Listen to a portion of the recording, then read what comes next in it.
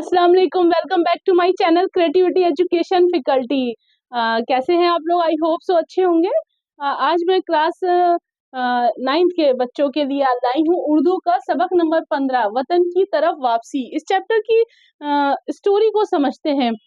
Story से अलग जो अदर चीजें हैं उसको भी मैं कराऊंगी। सबसे पहले इसके चैप्टर का थोड़ा सा उसकी तरफ तारुफ करा देती हूँ कि ये गांधी जी की स्टोरी के ऊपर है। गांधी जी की जिंदगी में क्या क्या चीजें वाकया पेश आई, कैसे वो स्ट्रगल कर कर वापस अपने हिंदुस्तान आ रहे थे। तो उन्होंने जो हमारे जो शायर हैं, हमारे जो राइटर हैं, उन्होंने इन चीज के लिए इसमें क्या क्या उनके वाकया पेश करे हैं, वही चीज का ये चैप्टर है। तो शुरुआत करते हैं।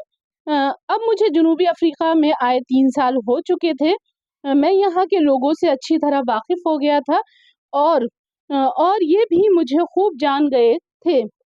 1896 यानी 1896 में मैंने इनसे 6 महीने के लिए इजाज़त मांगी, क्योंकि अब मुझे मालूम हो गया कि मुझे जनूबी अफ्रीका में बहुत दिन रहना है। मेरी वकालत अच्छी खासी चलती थी और मुझे एहसास हो गया था कि लोगों की मेरी तरफ मेरी ज़रूरत है। इसीलिए मैंने ये इरादा कर लिया कि घर जाकर बीवी बच्चे ले आऊं और यहाँ मुस्तकिल सुकूनत इख्तियार कर लूं, यानी कि मैं यहीं ठहर जाऊं।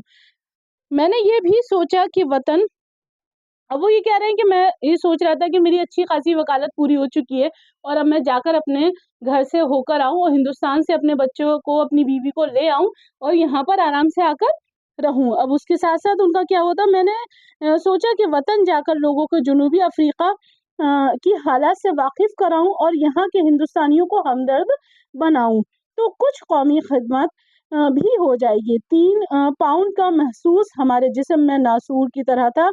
जब तक ये दूर ना हो जाए हमें चैन नहीं आ सकता। लेकिन सवाल ये था कि मेरे पीछे कांग्रेस और तालीमी अंजुमन का काम कौन संभाले, यानी कि मैं चला जाऊंगा तो फिर मेरे पीछे ये काम कौन संभालेगा। मेरी नज़र में 2 शख्स थे, आदम जी मियाँ खां और पारसी रसम जी। यूं तो हमें अब ताजिरों के हल्के से बहुत से कारगन मिल सकते थे, लेकिन उन लोगों में जौसिग्रीडी और फ्राइज बाकायद अंजाम दिए सकते थे। जनूबी अफ्रीका के हिंदुस्तानियों में इज्जत की नज़र से देखे जाते थे। सबसे मुमताज़ यही 2 हजरात थे। जाहिर है कि ये सेक्रेटरी के लिए काम चलाने भर की अंग्रेजी जानना ज़रूरी था। मैंने कांग्रेस में आदम जी मियाँ खां, जवाब इंतकाल कर चुके, का नाम पेश किया और ये सेक्रेटरी मुकर्रर कर दिए गए। तजुर्बे से मालूम हुआ कि इंतखाब बहुत मौजूद था। आदम जी खां का इस्तकाल जो था वो यहाँ से बहुत दूर था। अब फ्याजी मददूद इखलाक से बहुत लोग खुश थे और हर शख्स पर यह साबित हो गया कि सेक्रेटरी के काम के लिए ऐसे शख्स की ज़रूरत नहीं जिस पर बैचलर की डिग्री हासिल हो या इंग्लिस्तान में आला तालीम पाई हो। मैं 1896 यानी कि 1896 की वसत में पगोला जहाज से जो कलकत्ते जा रहा था वतन रवाना हुआ। जहाज पर बहुत कम मुसाफिर थे।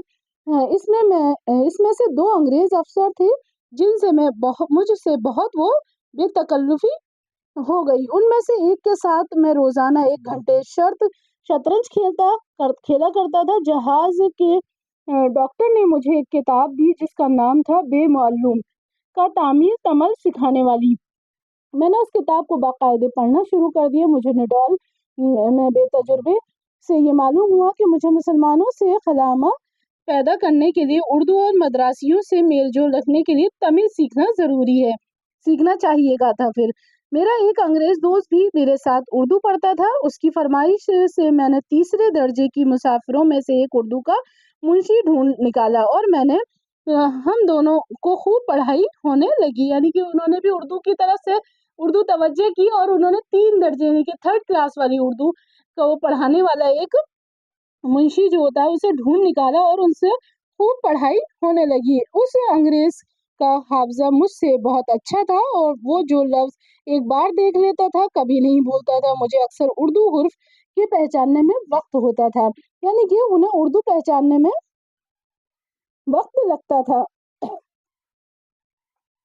अब उस अंग्रेज का हाफजा मुझसे बहुत अच्छा था। वो एक बार में ही लफ्ज सीख लिया करता था और मुझे थोड़े हुर्फ की पहचान करने में थोड़ा सा वक्त लगा। वो कह रहे थे कि मुझे थोड़ा सा वक्त लगा। मैंने बहुत जोर लगाकर उसके बराबर कभी कुछ नहीं पहुंच सका। यानी कि उन्होंने इतनी कोशिश करी कि उर्दू के हर हरूफ जो हैं वो पहचान कर उसको याद कर लें, लेकिन अंग्रेज अफसर एक ही बार में झट से कैप्चर कर लिया करता था और इन्हें काफी वक्त लग गया, लेकिन फिर भी उसकी बराबर नहीं पहुंच सके। तमिल में खासी तरक्की की, कोई पढ़ाने वाला ना मिला, लेकिन किताब बहुत अच्छी लिखी हुई थी। तमिल जो थी, उन्हें तमिल को कोई वो नहीं रहा। मुझे अब तक ये एहसास रहा कि तमिल और तेलुगु न जाने में से अब तक अजीज है। जब कभी कोई तमिल या तेलुगु दोस्त नजर आता तो मुझे बेख्तियार उसके हम वतनों की अकीदत और इस्तकाल और असियार और बेनफसी का ख्याल आ जाता। जब मेरा कोई जनूबी अफ्रीका साथ था, इनमें से अक्सर लोग मर्द हो या औरत हो अनपढ़ थे। जनूबी अफ्रीका की लड़ाई उन्हीं लोगों के लिए थी और यही अनपढ़ सिपाही इसमें लड़ते थे। यानी कि जो लड़ाइयाँ होती थी उनमें यहाँ के लोग बहुत ज्यादा अनपढ़ थे और इसी की वजह से ये लोग अनपढ़ों का फायदा उठाते थे और इससे लड़ाई हुआ करती थी। गरीबों के लिए लड़ाई थी और गरीब ही इनमें दम, दिल और जान से शिरकत थी। इनकी जबान न जाने से और चाहे जो नुकसान हो, मगर अपने इन नेक और भोले हमवतनियों का दिल मुट्ठी में लेने में मुझे कोई दुश्वारी नहीं हुई। ये लोग टूटी फूटी हिंदुस्तानी और अंग्रेजी जानते थे। अब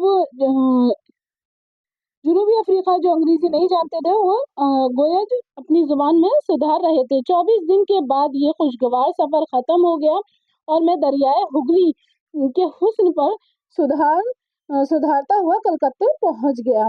उसी दिन मैं रेल में बैठकर मुंबई रवाना हो गया। महात्मा गांधी की आप बीती से मुश्तरम सैयद आबिद हुसैन, ये जो लिखी है, ये जो राइटर है वो सैयद आबिद हुसैन है। इसके जो इम्पोर्टेंट सवाल जवाब है वो आपको मैं रीड करा देती हूँ स्टूडेंट। सबसे पहला है मेरा, जनूबी अफ्रीका में गांधी जी का क्या काम थे। जनूबी अफ्रीका में निटाल शहर में गांधी जी वकालत का काम करते थे। गांधी जी का पूरा नाम क्या था? गांधी जी का पूरा नाम मोहनदास करमचंद गांधी था। तो आइए मेरे साथ साथ इसको नोट डाउन भी कीजिए स्टूडेंट। सबसे पहला जवाब है मेरा जनूबी अफ्रीका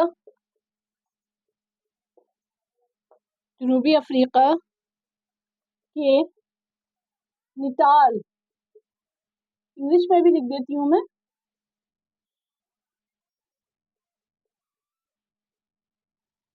निटाल शहर में गांधी जी वकालत का काम करते थे। सेकंड है मेरा, गांधी जी का पूरा नाम क्या है? तो गांधी जी का पूरा नाम मोहन दास करमचंद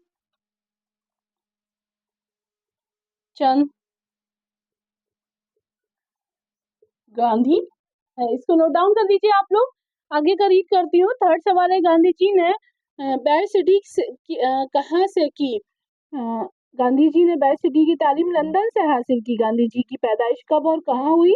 तो गांधी जी की पैदाइश पोरबंदर गुजरात में 1869 में हुई। गांधी जी ने जनूबी अफ्रीका में किस फॉर्म की बुनियाद डाली और वहां से कौन सी तहरीक शुरू की? गांधी जी ने जनूबी अफ्रीका की निडाल शहर में टॉयस्टाई फॉर्म की बुनियाद डाली और वहां के सिया फॉर्म बाशिंदों और हिंदुस्तानी लोगों को महल करके हुकूमत के खिलाफ सत्याग्रह की तहरीक शुरू की।